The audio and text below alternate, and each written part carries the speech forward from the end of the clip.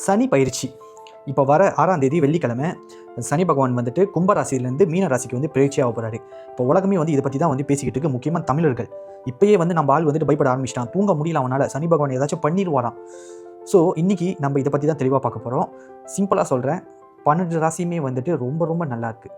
இது நான் சொல்கிற ராசி பலன் உங்களுக்கு புரியுதுன்னு நான் நினைக்கிறேன். ஸோ தயவு செஞ்சு எதை பற்றியுமே நினைக்காதீங்க, எதையுமே மண்டையில் போட்டு குழப்பிக்காதீங்க.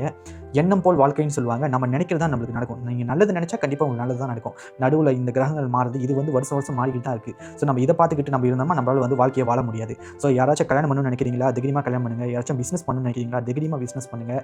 ஸோ எதை பற்றியுமே கவலைப்படாதீங்க, சரியா? ஏன்னா இப்போ நம்மளோட ஆளுங்க மத்தியில் இந்த சனி பயிற்சின்றது வந்துட்டு மிகப்பெரிய ஒரு விஷயமா, அதுவும் நம்ம சும்மா இருந்தால் கூட சரி, பக்கத்தில் இருக்கவும் சும்மா இருக்க மாட்டான். எதையாச்சும் வந்து சொல்லி கொடுத்துட்டு போவான்.